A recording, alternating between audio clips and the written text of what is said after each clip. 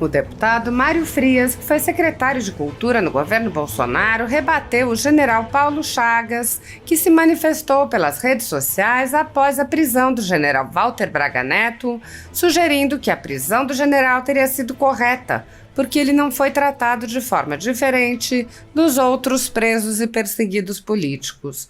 Em sua manifestação, o general Paulo Chagas minimizou a ilegitimidade do inquérito, dizendo: independente da legitimidade ou não de um processo judicial, e com todo respeito a quem pensa de outra forma, não compartilho da ideia de que, diante das leis e dos regulamentos, os oficiais generais devam ser tratados de forma distinta dos demais cidadãos ou militares. Eles não podem ser considerados inimputáveis, pois não são insanos nem desprovidos de discernimento, pelo contrário, muito menos são dotados de tamanha pureza que os torne incapazes de cometer deslizes. Mesmo ocupando o topo da hierarquia militar, é absurdo imaginar que estejam imunes a transgressões. São humanos, sujeitos às mesmas imperfeições que qualquer outra pessoa, e como tal, devem ser vistos e tratados sem privilégios, sob o rigor das leis e dos regulamentos. O deputado Mário Frias respondeu: para reforçar o que eu disse sobre o servilismo covarde do oficialato superior das Forças Armadas, eis aqui um excelente exemplo do nanismo moral dos soldadinhos de chumbo.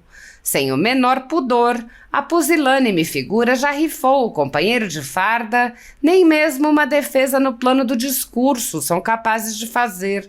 Com uma retórica não menos infame do que caricata, o sujeito está aí dizendo: vejam bem, não importa se estamos num estado de exceção em que as leis são sistematicamente Não. Nesse arremedo de republiqueta, vamos entregar com prazer um dos nossos sob a desculpa esfarrapada de cumprimento de leis que são ordinariamente descumpridas, porque ele, com sua dignidade, nos faz lembrar o quão moralmente pequenos somos. Já recebi a ordem dos meus outros companheiros umpalumpas, estamos plenamente satisfeitos em participar desse teatro infame e cumprir fielmente todas as ilegalidades praticadas pela cleptocracia. Selva. Na véspera, o deputado Mário Frias já havia atraído atenção ao se manifestar sobre o estado atual das Forças Armadas no país. Mário Frias disse: alguns irão se chatear com o que vou dizer, mas é necessário que eu diga para que possamos encerrar de vez uma das ilusões que nos aprisionam no debate político. Convivi com oficiais das mais altas patentes das Forças Armadas. Eles são, via de regra e com raras exceções, bichinhos de estimação da elite plutocrata que domina o país. Toda a mística de combatentes destemidos é uma farsa. São, desde a academia militar, adestrados a terem um temor servil e quase religioso por cargos e títulos burocráticos.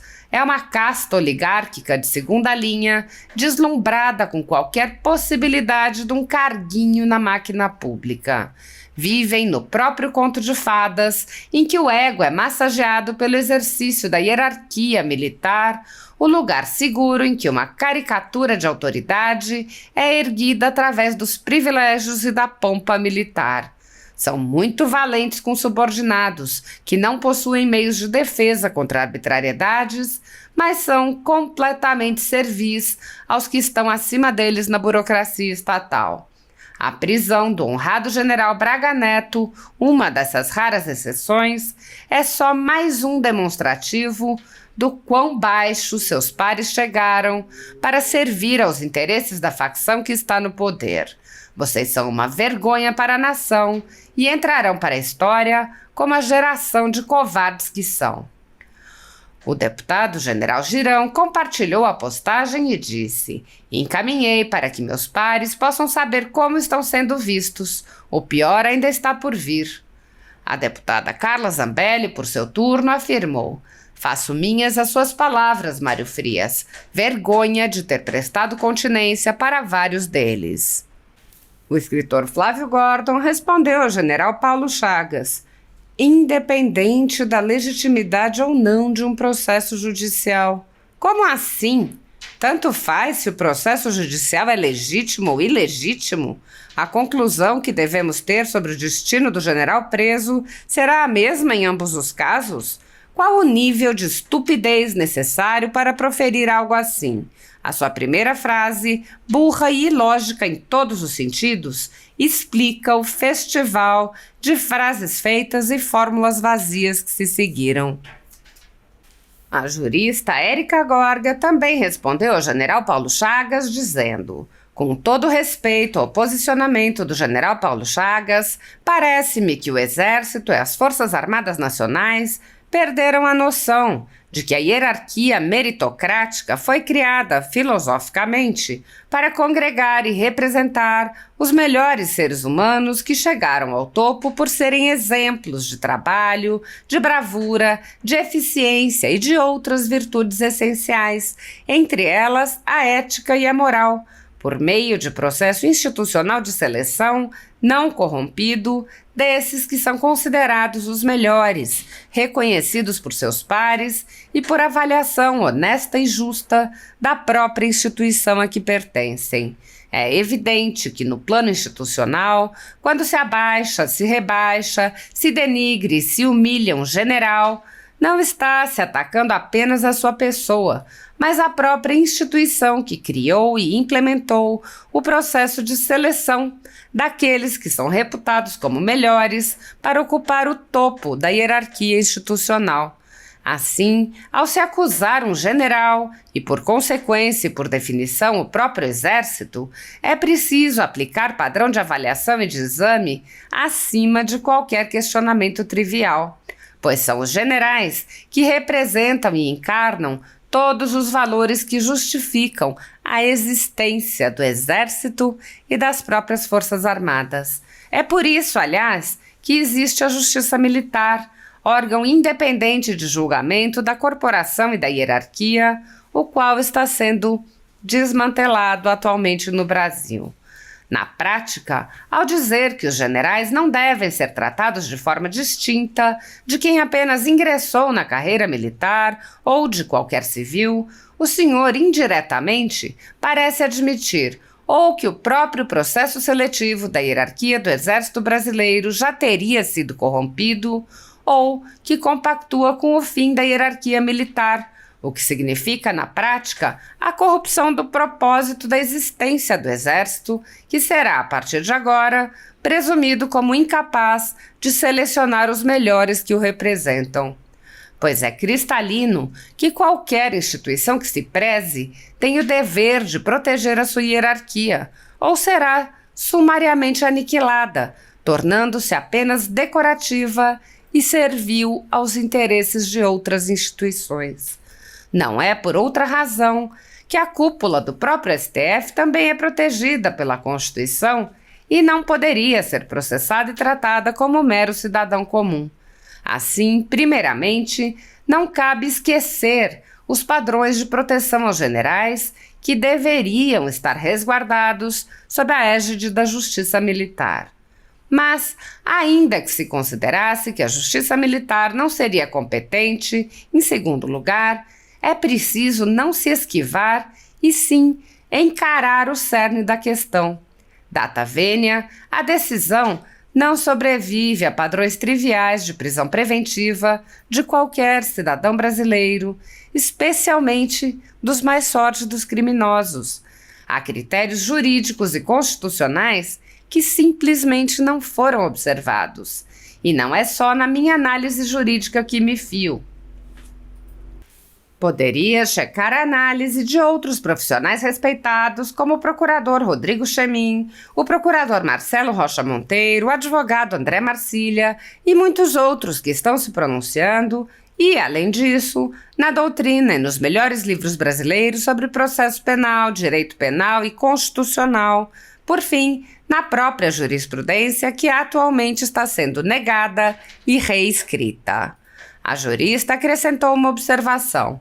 Esta que subscreve é uma mera civil, que não tem militares na família, mas que compreende, respeita e admira a nobre função dos generais no sistema de defesa de um país soberano. Mais de 2.000 pessoas foram presas em massa a mando do ministro Alexandre de Moraes, do Supremo Tribunal Federal, com a colaboração do Exército Brasileiro, sem provas nem indícios de crimes e sem o menor respeito a direitos humanos ou ao devido processo legal. Centenas dessas pessoas passaram meses a fio presas e só foram libertadas com medidas cautelares excessivas e arbitrárias, muito piores do que as que são aplicadas a pessoas condenadas por crimes graves. Milhares de famílias continuam sofrendo com as restrições às suas liberdades e seus patrimônios. Tudo sob o olhar complacente do Senado Federal. Enquanto cidadãos comuns ficam sujeitos a medidas abusivas, autoridades do governo Lula envolvidas nos fatos do dia 8 de janeiro seguem livres, leves e soltas. O general G. Dias, por exemplo, era o ministro do Gabinete de Segurança Institucional, era responsável pela segurança do Palácio do Planalto e foi filmado no interior do palácio interagindo com os invasores. Até o momento, o general G. Dias não foi preso, não teve seu passaporte apreendido, nem suas contas bloqueadas, nem seus bens ou sua renda apreendidos. Essas medidas cautelares são reservadas a conservadores, que podem sofrer qualquer uma ou várias delas, sem qualquer indício de crime, sem direito à defesa, nem acesso ao devido processo legal. Quando aplicadas a conservadores, as medidas cautelares podem perdurar pelo tempo que desejar o senhor ministro que determina sua aplicação, ainda que as pessoas não tenham foro privilegiado e não estejam, portanto, sujeitas à jurisdição das cortes superiores. Apoiadores do ex-presidente Jair Bolsonaro e pessoas que apenas têm um discurso diferente do imposto pelo cartel midiático vêm sendo perseguidos, em especial pelo judiciário. Além dos inquéritos conduzidos pelo ministro Alexandre de Moraes no Supremo Tribunal Federal, também o ex-corregedor do Tribunal Superior Eleitoral, Luiz Felipe Salomão, criou seu próprio inquérito administrativo e ordenou o confisco da renda de sites e canais conservadores, como a Folha Política. Toda a receita de mais de 31 meses do nosso trabalho está bloqueada por ordem do TSE, com aplauso dos ministros Luiz Roberto Barroso, Alexandre de Moraes e Edson Fachin. Sem a possibilidade de receber a renda de seu trabalho, o jornal corre o risco de fechar.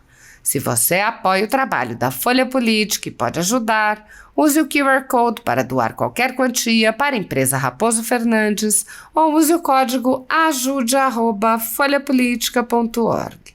Caso prefira, há a opção de transferência bancária para a conta da empresa Raposo Fernandes, disponível na descrição deste vídeo e no comentário fixado no topo. Há mais de 10 anos, a Folha Política faz a cobertura da política brasileira, mostrando atos, pronunciamentos e eventos dos três poderes, quebrando a espiral do silêncio imposta pelo cartel de mídia que quer o monopólio da informação. Pix ajude@folhapolitica.org